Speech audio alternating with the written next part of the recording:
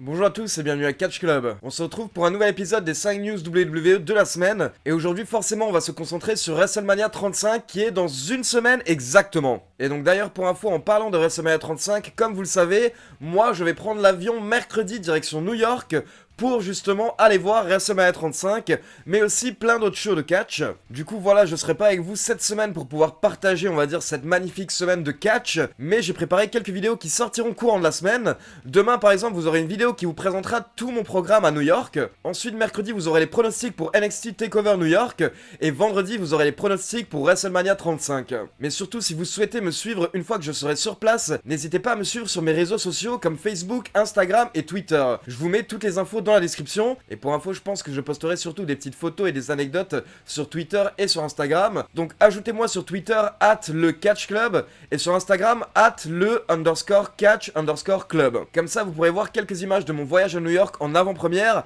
avant que je rentre et que je puisse poster les vidéos sur YouTube. Et donc comme je vous l'ai dit, aujourd'hui on va parler de WrestleMania 35, mais d'abord quelques petites news en dehors de WrestleMania. On commence avec une très belle nouvelle par rapport à Bray Wyatt et sa compagne Jojo, qui ont annoncé dans la semaine qu'ils attendent un heureux événement. Ils vont donc avoir un bébé bientôt. Donc félicitations à Bray Wyatt et à Jojo. À côté de ça, cette semaine, beaucoup de médias avaient annoncé que Dustin Rhodes, c'est-à-dire Goldust, n'était plus sous contrat avec la WWE et que du coup on pourrait potentiellement le voir arriver à la AEW, peut-être même pour leur premier show Double or Nothing, et pourquoi pas un match entre Goldust et son frère Cody Rhodes. Mais au final, Goldust a déclaré lui-même sur Twitter que c'est pour ça qu'il déteste les médias en fait, parce qu'il s'emballe pour rien, et du coup il a tenu à préciser qu'il est toujours sous contrat avec la WWE actuellement, donc il n'ira nulle part. Ensuite, on passe à WrestleMania 35, mais juste avant, pour info, certains d'entre vous me demandaient les nouvelles de Kushida. Eh bien écoutez, je vous donnerai toutes les dernières news sur Kushida dans ma vidéo prono NXT, parce que justement, c'est possible qu'on le voit à NXT prochainement. On continue donc avec WrestleMania 35, et pour ceux qui l'ont raté, la bataille royale féminine a été confirmée cette semaine, et donc elle va un petit peu regrouper toutes les catcheuses qui n'ont pas de match à WrestleMania 35. On a pu voir Naomi par exemple sur Twitter qui avait l'air de se plaindre un petit peu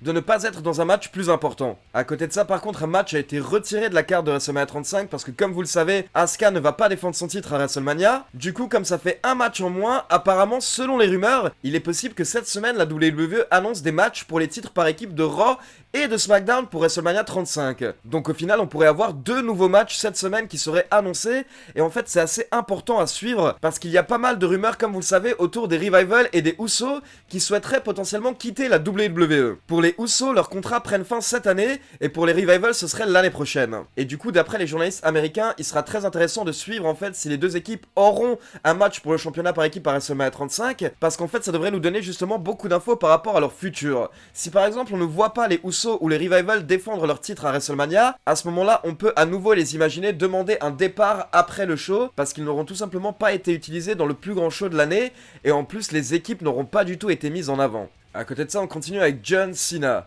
Donc pour info, beaucoup d'entre nous espéraient en fait qu'on ait droit au match entre John Cena et Kurt Angle à WrestleMania 35, mais d'après les dernières rumeurs, les officiels ont décidé qu'on aura bien le droit au match entre Kurt Angle et Baron Corbin, car ils pensent que ça peut donner de la hit à Baron Corbin. Mais il faut savoir que Kurt Angle apparemment avait fait une grande campagne en coulisses auprès des officiels pour essayer de les faire changer d'avis, parce que c'est tout de même le dernier match de sa carrière, et du coup il s'attendait à beaucoup mieux, et il n'était pas le seul. Beaucoup d'officiels comme Jim Ross avaient pris sa défense, en expliquant tout simplement en fait que Baron Corbin n'était pas prêt pour un tel match d'une telle ampleur. Et ça ne veut pas dire qu'il est mauvais, attention, ça veut tout simplement dire qu'il n'est pas du niveau en fait de Kurt Angle, surtout pour le dernier match de la carrière de Kurt Angle. Mais les officiels ont décidé, et donc pour le moment, ce match devrait bien tenir. Du coup en fait c'est John Cena qui se retrouve à nouveau sans match pour WrestleMania 35, lui qui à un moment était prévu pour affronter Samoa Joe pour le championnat des États-Unis, mais au final comme vous le savez, Samoa Joe va affronter Rey Mysterio. Du coup en fait John Cena aurait rencontré les officiels ces derniers jours, et apparemment on lui aurait bien proposé un match pour WrestleMania 35, et John Cena aurait accepté, il aurait signé un contrat pour un match pour WrestleMania 35, mais on ne sait toujours pas qui sera son adversaire. Tout ce qu'on sait en tout cas, c'est que maintenant, d'après Dave Meltzer du Wrestling Observer, John Cena sera bien à WrestleMania 35 dans une semaine, et il aura même un match. Les dernières rumeurs ces jours-ci l'annonçaient potentiellement contre Elias, donc affaire à suivre. Et donc avant de passer à la news principale concernant le main event de WrestleMania 35, juste une petite précision par rapport au show qu'il y aura autour de WrestleMania 35, et justement WrestleMania Access. La WWE a essayé d'organiser un nouveau show When Worlds Collide. Elle avait fait la même chose en fait lors du Royal Rumble 2019, et le but c'est de mettre un petit peu en avant les talents de NXT ou les talents de 205 Live, des talents qu'on ne verra pas en tout cas sur la carte de WrestleMania 35. Et du coup, lors de ce show cette année, on aura le droit au retour de Luke Harper, qu'on n'a plus vu depuis des mois à la WWE. Et donc en fait, le thème de ce show sera les lutteurs de NXT actuels contre les anciens lutteurs de NXT. Du coup, Luke Harper va affronter Dominik Dijakovic. Et Harper a fait un petit message sur Twitter en parlant de son retour et en disant que voilà, il a justement débuté à Access et à NXT il y a 4-5 ans. Puis ces dernières années, en fait, il était sur la carte de WrestleMania habituellement, et maintenant il se retrouve de nouveau à Access. Donc il dit que c'est un petit peu une manière de boucler la boucle, mais surtout c'est un test pour lui, pour montrer ce qu'il vaut et ce qu'il est capable de faire à la WWE. Et enfin, il est revenu en détail sur ces derniers mois en fait, et il a expliqué qu'il a reçu le feu vert des médecins depuis maintenant plusieurs semaines, depuis le mois de février, mais que tout simplement en fait il est chez lui et il l'attend, il n'est pas utilisé, et il a dit que ça fait beaucoup de mal en fait au moral, et ça te fait te remettre en question, le fait d'être chez toi et de ne pas être utilisé par ta fédération en fait. Du coup voilà, c'est le retour de Luke Harper et apparemment il est plus motivé que jamais, donc j'ai vraiment hâte de voir ça. Et donc on termine avec le main event de WrestleMania 35. Comme vous le savez, c'est le match entre Becky Lynch, Charlotte Flair et Ronda Rousey. Et donc on va revenir un petit peu sur cette décision de Vince McMahon d'avoir fait perdre le titre à Asuka lors de SmackDown mardi dernier. Comme je vous l'avais dit dans ma review de SmackDown, en fait ça a bien été une décision qui a été prise à la dernière minute. Une poignée d'heures avant SmackDown, en fait Vince McMahon s'est rendu compte que personne ne souhaiterait voir un match entre Asuka et la vainqueur du match entre Bayley Rose, Carmella, Sonya Deville et Naomi. Vince McMahon s'est dit que ce match n'aurait pas d'impact et que les fans s'en foutraient un petit peu. Du coup il a décidé de tout simplement supprimer le match pour le titre de SmackDown lors de WrestleMania 35. Donc voilà, forcément c'est Asuka qui perd dans l'affaire. Mais juste pour info, il faut savoir que si ce match n'avait pas été annulé, apparemment c'est Mandy Rose qui était prévu pour gagner le match à 4 et donc pour affronter Asuka à WrestleMania 35. Donc voilà, c'est clairement une grosse perte pour Asuka et Mandy Rose. Du coup, on se retrouve avec le titre de Raw et de SmackDown dans le main event de WrestleMania 35 et apparemment ça c'est une idée que Vince McMahon avait depuis plusieurs semaines en tête. Il en avait déjà parlé aux officiels et donc il a décidé de sauter le pas lors de SmackDown. Maintenant, il faut savoir que pour le moment, il n'y a que le titre de Raw, le titre de Ronda Rousey qui est en jeu lors du main event, mais tout ça pourrait changer durant la semaine. Il est possible que soit lors de Raw, soit lors de SmackDown, le titre de Charlotte soit également ajouté au match, et du coup en fait on aurait un match winner take all, c'est-à-dire le vainqueur remporterait les deux titres.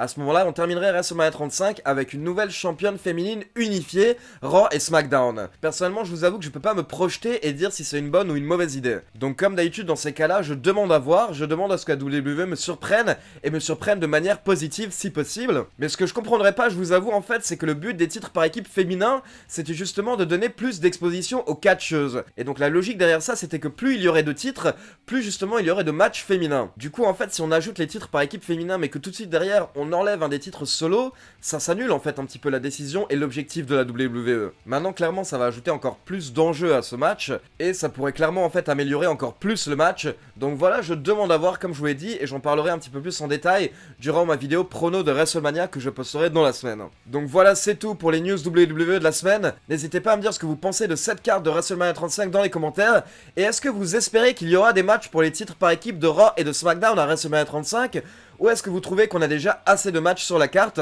Je crois qu'on en est à 14 actuellement si je me trompe pas. À côté de ça, comme je vous l'ai dit, malgré le fait que je ne suis plus là à partir de mardi, je vous ai quand même préparé 3 vidéos pour la semaine. Donc comme d'habitude, n'oubliez pas de liker la vidéo, de vous abonner à la chaîne et surtout de cliquer sur la petite cloche si vous ne l'avez pas déjà fait pour être informé de la sortie des prochaines vidéos. On se retrouve demain pour une vidéo descriptive de mon voyage à WrestleMania 35, tous les shows que je vais aller voir et ce que je vais essayer de visiter aussi un petit peu dans la ville à côté du catch. Et d'ailleurs, si vous avez des bons plans, n'hésitez pas à me les donner aussi dans les commentaires. Ciao tout le monde!